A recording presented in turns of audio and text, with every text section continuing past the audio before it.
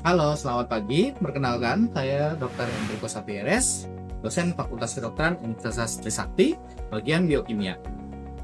Dalam program studi kedokteran, saya berperan sebagai pengajar di modul Basic Science, Traktis Intestinal, dan Endokrin, atau yang kita kenal dengan BS4. Pada kesempatan kali ini, izinkan saya untuk menunjukkan peran saya sebagai kepala praktikum yang memimpin jalannya praktikum, memberikan responsi, dan kemudian juga membimbing mahasiswa pada pelaksanaan praktikum selama praktikum berlangsung. Mari ikut saya. Hari ini kita akan memulai responsi untuk praktikum. Jadi sebelum praktikum itu kita harus menjelaskan dulu prosedur-prosedurnya, dasar reaksinya. Karena nanti kan kalian di dalam praktikum itu akan melihat yang namanya hasil dari kalian punya pekerjaan, dan kemudian sebelum kalian bisa mendapatkan hasil, kemudian kalian harus melakukan langkah-langkah ya, supaya lebih paham langkah-langkahnya dan praktiknya lebih lancar. Untuk menghemat waktu itu kalian lebih baik diresponsikan terlebih dahulu sehingga lebih paham dengan alat-alat, bahan, dan yang kalian akan lakukan pada saat praktikum nanti. Yang kita lakukan pada umumnya nanti adalah uji kualitatif, jadi hanya menilai keberadaan suatu zat senyawa ada atau tidak ada ya. Pertama adalah uji Benedict yang akan kita lakukan pemeriksaannya hari ini. Nah, uji Benedict itu didasarkan pada kemampuan dari ulat untuk reduksi dari ion logam dalam suasana basah. Jadi prinsip utama reaksinya adalah reaksi oksidasi reduksi. Dia akan mereduksi ion tembaga CM2+ menjadi CM+. Gitu. Tujuannya kita dengan melakukan pemeriksaan ini akan mendeteksi adanya gula reduksi. Jadi kalau bukan gula reduksi, dia nggak akan bisa hasilnya maksud. Seperti misalnya glukosa, maltosa, laktosa, nah itu positif. Ada yang nggak positif. Nah, nanti kalian waktu melakukan, nanti kalian lihat hasilnya dan kemudian amati. Prosesnya sederhana. Tambahkan 2 liter larutan DNA ke dalam tabung reaksi, nanti pakai ambilnya pakai pipet mol. Kemudian tambahkan 1 ml masing-masing ya. Nanti larutannya saya akan siapin kurang lebih ada mungkin 2 atau 3 jenis larutan yang larutan bijinya. Nah, kemudian kalian campurkan dengan cara goyang tabung terlebih dahulu. Nah, sampai situ reagennya udah lengkap, larutannya udah lengkap, tetapi kalian perlu lakukan proses berikutnya, yaitu masak di perangas air mendidih sampai 5 menit per. Nanti masukinnya bersama-sama, timernya nyalain langsung. Setelah dingin, angkat. Kemudian amati berapa nih teman. Nah, jadi pada reagen Benedict itu kan terdapat pembalut sulfat. Pembalut sulfat CuSO4. Nah, itulah penyumbang ion C ini. Nah, itulah yang direduksi sama kalau di dalam larutan biji kita itu ada gula reduksinya. Gitu. Terjadi dalam suasana alkalis, dan dalam suasana alkalis ini itu gugus aldehid itu akan teroksidasi dan menjadi gugus karboksi. Sedangkan ion kuprinya Cu12-nya itu akan menjadi ion gluko. Nah, kebetulan warnanya merah bata. Kemudian perubahannya sebenarnya bertahap, tergantung dari banyak sedikitnya jumlah gula reduksi yang ada dalam larutan uji kalian. Nah, kalau sedikit, dia masih warnanya hijau, kuning. Nah, kemudian kalau lebih banyak, bisa jadi orange, bisa jadi merah mata. Itu menunjukkan jumlah dari gula reduksi yang ada di dalam larutan uji. Semakin banyak, maka dia akan orange merah. Terus semakin sedikit, dia hijau kuning. Selanjutnya ini adalah gasmolis, ya. Dasar reaksinya adalah senyawa floral reaksi dengan alpha-naftol. Nah, itu adalah presimolis atau alpha-naftol.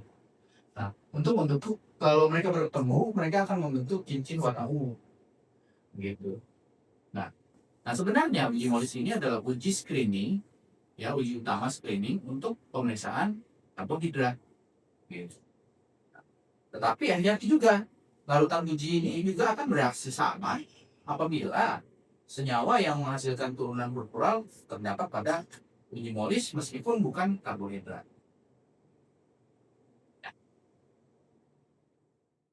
Uji biuret. Nah, dasar reaksinya itu adalah ikatan bertidak. Jadi dia mendeteksi keberadaan ikatan bertidak sama amino, banyak ikatan bertidaknya. Nah, bereaksi dengan ion tembaga CO2+ dalam proses analisis. Ya. Jadi reaksi urinnya itu akan bereaksi dengan ikatan bertidaknya sama amino. Nah, itu akan memberikan warna ungu. Perubahan warnanya. Nah, kemudian vitamin C. Nah, kalau vitamin C ini kita menguji daya antioksidan. Jadi vitamin C itu kan antioksidan. Ya. Kita uji daya antioksidan. Nah, dasar reaksinya ada dua. Itu sebenarnya ada yang namanya browning. Browning itu adalah senyawa fenolik, ya, yang karena mereka memiliki enzim fenolase, katekolase, maka dia akan terjadi reaksi bersama dengan oksigen untuk membentuk oksigen quinol, dan itu sangat mudah membuat pigmen berwarna coklat dan hitam. Sehingga buah, pisang, apel, atau kentang, ya, kalau kalian potong kemudian kalian biarkan di tempat terbuka di oksigen, dia akan menjadi kecoklatan. Nah, ini namanya uji coba, ini namanya proses browning, kecoklatan pada pangan. Kalau misalkan kita berikan, kita potong buah dan patah dan letakkan dalam vitamin C, karena vitamin C memiliki daya antioksidan, harapannya berarti makanan tidak akan tercoklatkan. Artinya oksigen itu kan oksidator ya sebenarnya. Nah, karena dia tidak bisa mengoksidasi, dia mengoksidasi vitamin C. Berarti vitamin C-nya apa yang terkorbankan. Nah, itulah fungsi dari antioksidan. Nah, ini harus dikerjakan langsung ya. Kadang-kadang ada yang kita tidak mengerjakan langsung, harus dipotong, kita tangkapin dulu. Terus baru kita belakangan kita rendam sama vitamin C, yang satunya direndam dengan air. Nah, itu hasilnya sudah keburu bereaksi, sudah keburu teroksidasi. Jadi begitu dipotong langsung direndam, satu yang vitamin C, satu yang air. Gitu. Bahkan kalau mau lebih cepat pencoklatannya ya udah nggak usah dikasih air, nggak bisa. Gitu. Dibiarkan di udara terbuka juga betul. Pencoklatannya lebih cepat. Ya, satunya dikasih vitamin C. Selanjutnya uji Karpres. Nah, uji Karpres ini dasarnya adalah perubahan warna yang terjadi akibat dari adanya vitamin A di dalam larutan uji kita. Jadi kita pakai ini minyak ikan. Cuma ditambahkan saja tabung, masukkan minyak ikan dalam rolong, kemudian tambahkan antimon triklorida. Terus amatinya harus segera. Nah, kira-kira ada yang tahu nggak kenapa harus diamati segera? Terkait dengan stabilitas dari vitamin A. Vitamin A itu akan menyerap cahaya memang, dan kemudian dia berubah warna menjadi kebiruan, ya, yang khas. Tapi ini cepat sekali terurai, sehingga harus segera diamati. Nah, tabung reaksi juga harus kita berhenti untuk menghindarkan terjadi reaksi yang hilang. Mungkin kalian ada pertanyaan terkait percobaan ini yang kita mau jalankan? Ibu boleh. Bahasanya masyarakat perubahan warna dari DNA dan apa hubungan perubahan warna tersebut dengan struktur kimia pada DNA. Jadi penambahan reagen itu antimon triklorida atau asam trikloroasetat, ya. Kita sebenarnya ada dua ya, TCA atau antimon triklorida. Nah, itu dua-duanya bisa menghasilkan pemeriksaan yang positif pada pemeriksaan keberadaan vitamin A dan trandesinamnya. Tapi kalau yang kali ini kita akan masih menggunakan antimon triklorida saja, ya. Nah, pada saat mereka bertemu itu akan reaksinya akan terbentuk ion karbanion. Nah, ion karbanion itu dengan ikatan perangkapnya vitamin A itu akan menyerap cahaya. Nah, penyerapan cahayanya itu yang akan menyebabkan perubahan warna di mu. Nah, itu struktur kimianya. Tetapi kita harus ingat bahwa vitamin A yang tadi saya bilang bahwa dia cepat sekali terurai, gitu. Dipengaruhi oleh cahaya sedikit dia akan terurai. Nah, maka dia akan segera perubahan warna biru yang khasnya itu akan segera hilang, gitu. Sehingga harus segera diamat. Ada lagi pertanyaan sebelum? Oke. Izin bertanya dok, jadi kan kamu menjelaskan ada gas periodik sama gas molekul. Ya, Untuk namanya tes karbohidrat tuh. Nah, perbedaan spesifik dari keduanya apa? Terus kalau misalnya nih, setelah dilakukan pengujian, tes hemolisnya itu negatif, tapi tes benadetnya positif, itu kesimpulan yang didapatkan itu apa ini? Nah, yang satu itu aja adalah tes screening. Tes hemolis itu sebenarnya udah tua ya, udah lama. Tapi kenapa sih dia masih tetap dipakai? Karena kecepatannya gitu. Sangat cepat kita bisa tambahin satu dua reaksi, udah lalu uji dan langsung dia kita ketemu hasilnya gitu. Tapi itu yang tadi kita harus hati-hati karena belum tentu ada karbohidrat di sana gitu ya. Nah, kemudian kalau Benedict dia hanya untuk menguji gula pereduksi. Artinya gula yang bebas bisa mereduksi yang ada CHO-nya, ada glucosaldehyde-nya. Itu. Coba bayangkan kalau gulanya bukan karbohidratnya bukan yang bebas. Itu. Positif hasilnya di Benedict. Nah, tidak. Begitu. Harusnya dilakukannya adalah tes hemolis dulu, baru kemudian dilakukan tes Benedict. Kemudian kenapa tadi saya minta kalian lakukan Benedict dulu baru tes hemolis? Lebih ke arah untuk manajemen waktunya. Karena Benedict diusahakan waktu, sedangkan hemolis cepat sekali. Gitu ya. Oke, kalau gitu kita siap-siap pakai jas labnya dulu. Kemudian kita akan ke alat. Yang kita lakukan umumnya adalah uji kualitatif. Jadi hanya menilai keberadaan satu uji di dalam larutan uji kita. Nah, ada atau tidak ada. Hasil positif tunjukkan dengan adanya perubahan warna. Bila terjadi perubahan warna, berarti hasilnya positif dan reaksinya terjadi. Nah, jadi kita kan akan bikin yang percobaan pertama nih, ya, Benedict. Nah, cara kerjanya seperti ini. Masukkan sekian reaksi Benedict ke dalam tabung reaksi yang bersih, ya. Nah, ini kalau ini sudah sakit, ya. Ini sekitar 2,5 mili. Nah, nanti bagaimana menentukan 2,5 milinya? Pakai pipet mol seperti itu. Nah, nanti kalian masukkan ke dalam tabung yang bersih. Oke, sebanyak 2,5 mili dan satunya 3 jenis larutan yang akan diperiksa, yaitu amilo, glukosa, dan glikogel. Nah, kalau di sini di buku contohnya kan dia menggunakan vitamin C. Nah, tapi cara kerjanya sebenarnya sama. Oke. Nah, kemudian setelah kalian masukkan sebenarnya tadi, ya, dan juga ditambahkan dengan larutan uji yang kita mau coba, kemudian kalian ratakan, lalu kalian panaskan dalam reaksi, amati perubahan warna yang muncul. Setelah kalian amati perubahan warna yang muncul, kalian akan tahu, oh yang ini terjadi reaksi, oh yang ini tidak terjadi reaksi. Setelah itu baru kita kenapa.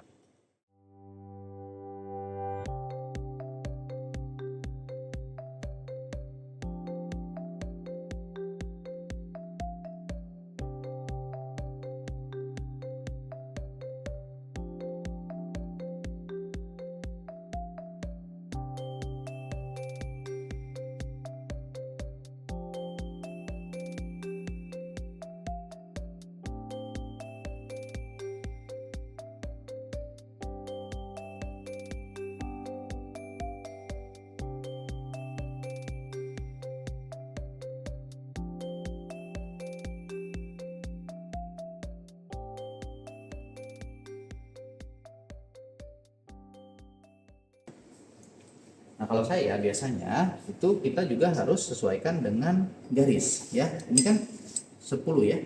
Jadi misalnya kita mau pakai cuman kamu 1 mililiter, dia 1 mililiter. Ya, jadi kalau saya biasanya pakai yang berapa aja lah. Yang penting ketarik sampai batas garis. Supaya apa? Supaya gampang bacanya sebenarnya tujuannya. Misalkan ini di 3, berarti 1 mililiter ya keempat, gitu kan di kamu. Terus habis itu yang 1 mililiter lagi di bagas gitu ya, sampai dia kayak gitu. Kamu lihat kenapa saya melakukan begini? Saya untuk melihat garisnya ya. Kita pengukuran tiap orang berbeda. Ada yang menggunakan meniskus cembung, ada yang menggunakan meniskus cekung. Pada prinsipnya sebenarnya tidak ada satupun yang salah, tetapi kalau kamu menggunakan 1 mililiter penghitungan dengan menggunakan meniskus cembung pada penelitian yang sekarang, maka yang lainnya juga harus menggunakan yang cembung juga. Intinya gitu, supaya proses penghitungan kita menggunakan takaran yang sama gitu.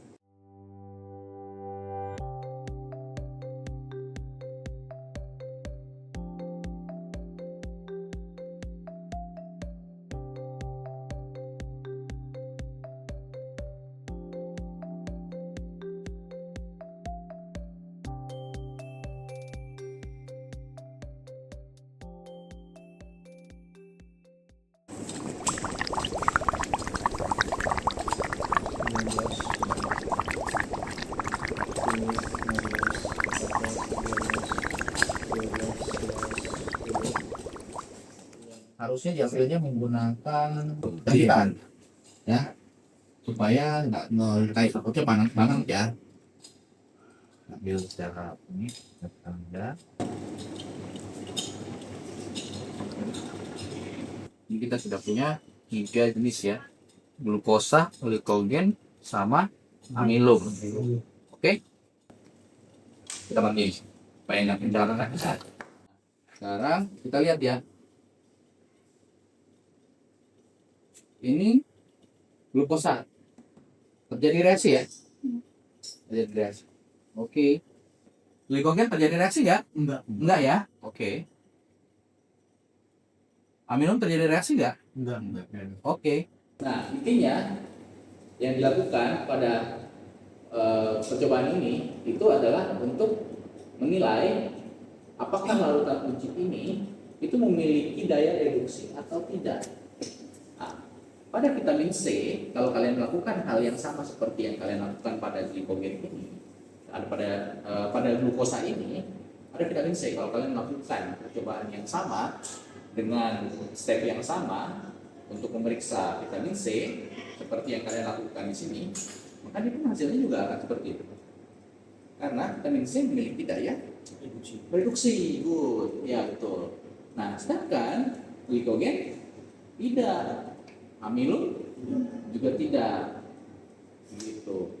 Karena glikogen itu kan dia bentuknya kan seperti ring dan dia bersambung panjang. Amilum juga sama seperti itu, polisakarida.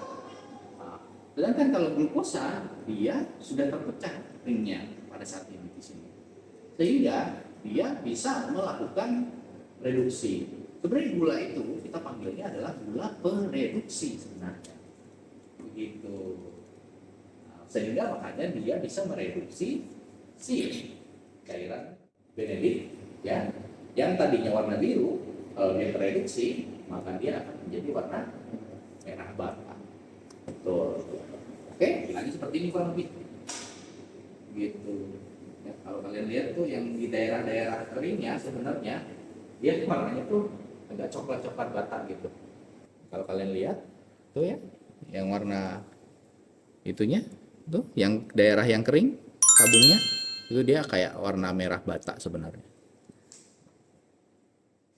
Nah, selanjutnya kita akan melakukan uji biuret. Nah, uji biuret ini adalah untuk menilai keberadaan dari suatu protein. Nah, jadi dia akan berikatan dengan ikatan-ikatan berbeda. Nah, itu dia akan bikin positif tuh. Nah, semakin banyak ikatan berbedanya maka si uji biuretnya semakin positif. Gitu ya. Tes uji biuret ini kita sudah masukkan NaOH ke dalamnya. Jadi dengan cara kerja yang tadi itu kita tinggal mencampurkan larutan uji dengan larutan biuret yang kita sudah siapkan ini. Gitu. Kita ambil tabung baru. Oh, sudah dikasih nama. Oke.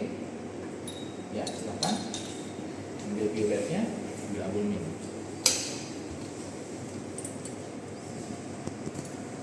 Oke. Boleh sekali lagi.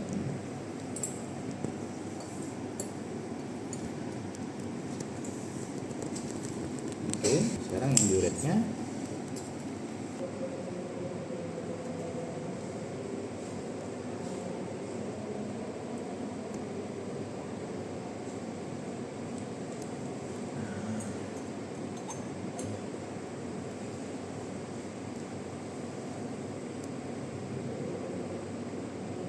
Nah, dengan warnanya berubah menjadi ungu seperti ini, berarti dia larutan ujinya ada asam amino yang memiliki ikatan peptida, ya, begitu. Itu yang akan bereaksi dengan si reaksi biuret, membuktikan adanya karbohidrat dalam air liur. Ya, kebetulan kalau sekarang kita nggak pakai air liur, kita bisa menggunakan karbohidrat yang lainnya, atau kita anggap sebagai larutan uji, gitu. Pertama untuk mendeteksi residu karbohidrat pada glikoprotein atau musin. Nah, itu kalau di air liur, gitu ya.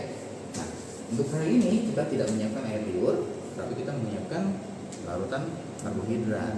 Gitu. Boleh dilakukan untuk ketiga-tiganya uji molisnya positif atau tidak. Gitu. Ya. Mungkin dilakukan bersama-sama saja ya. Oke, dipersiapkan bersama-sama. Berarti ada 3 tabung. Tabung A A isinya amilum, kemudian tabung B glukosa dan tabung C glikogen.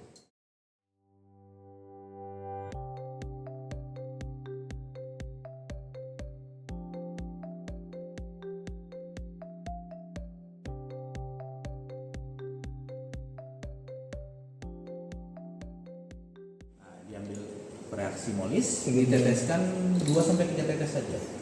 1 2 3 4. Oke, 4. Oke, yang sebelah sana juga berarti 4 ya. 1 2 3 4. Oke. Nah, dibuang dulu semua. Nah, ya. Oke. 1 udah 2 ya.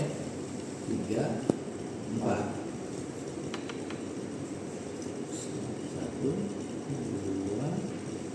3 4. Yang sebelah juga 1. Ini dicampur di 2 3 sudah 4. Oke. Diratakan. Oke, setelah diratakan kita ke lemari asam. Setelah kita meratakan, ya, kita ke lemari asam kan untuk mengambil H2SO pekatnya. Yang tadi saya bilang H2SO pekatnya kita teteskan secara perlahan di dinding tabung. Di tabung ini didindingkan, kemudian diteteskan. Gitu ya? Iya. Boleh. Ini lemari asam. Ini lampunya. Oke, kemudian ini kalau kita nyalakan ya.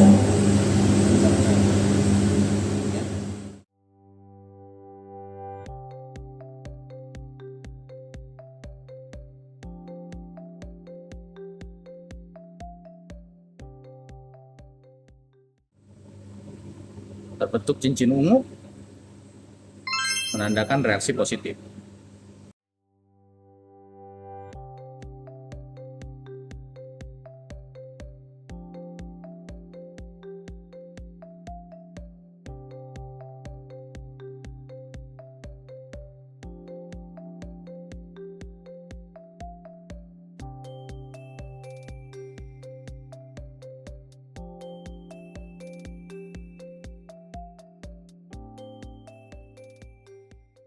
Sekarang kita bikin yang karpes ya, TCA. Yang ini saya demoin aja karena sebenarnya gampang, sekalian juga untuk kalian melihat metode-metodenya saya. Kalau ada yang kurang bagus, kalian mau rasa ada yang baik, boleh dicoba. Nanti kita bisa diskusi gitu ya. Oke, kita coba yang antimon dulu ya. Oke, ini adalah minyak ikannya. Dan kita akan coba 2 ya. Nah, kalau saya biasanya bisa digunting, bisa ditusuk pakai ini. Cuma kalau tusuk pakai ini hati-hati ya.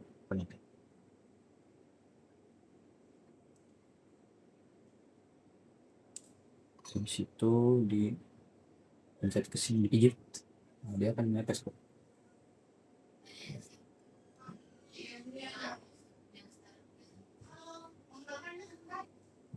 Di situ saya ambil larutannya, terus diteteskan. Nah, sebaiknya jangan kena ya, karena kan tadi kan vitamin minyak ikannya ada kena di situ tuh, di dinding. Jadi jangan kena ya. Nah, ini saya mulai teteskan. Kalau kalian perhatikan dia udah mulai perubahan warna tuh. Tuh, warnanya langsung berubah warna biru. Itu udah vitamin A.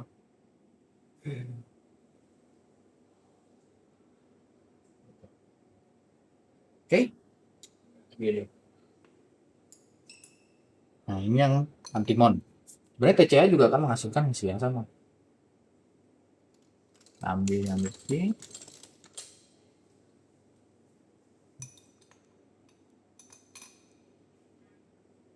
Kemudian katakanlah TCA-nya duluan ya.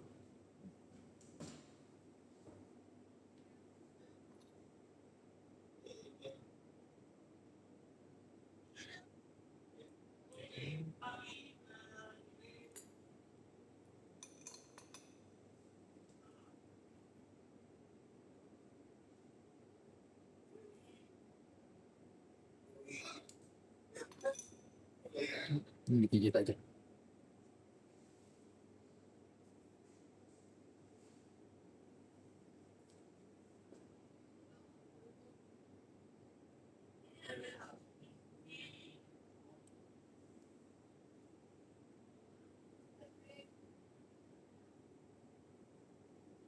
Dia juga berubah warna jadi biru, cuman dia butuh waktu ya. Ya, udah mulai agak hijau. Nanti lama-lama dia jadi biru. Iya dong. Oke. Oke. Nah, itu caranya. Melalui praktikum ini, diharapkan mahasiswa dapat menghubungkan hubungan dari struktur biokimia dengan reaksi biokimia yang terjadi yang dapat diamati dalam laboratorium. Nah, hal ini juga akan menjadi penghubung bagi manfaat pembelajaran yang mereka dapatkan, yaitu manfaat biokimia klinis dalam kehidupan sehari-hari yang mereka rasakan. Semoga dengan adanya praktikum ini bisa memicu para mahasiswa, peserta didik untuk akhirnya bisa lebih mengeksplorasi lagi reaksi-reaksi lainnya yang bisa dicari di buku dan di tempat-tempat lainnya, di sumber-sumber lainnya. Kemudian mereka bisa menggunakan ilmu itu untuk pengembangan di masa yang akan datang. Sekian video dari saya. Salam sehat dan sejahtera untuk kita semua. Sampai jumpa di video pembelajaran berikutnya.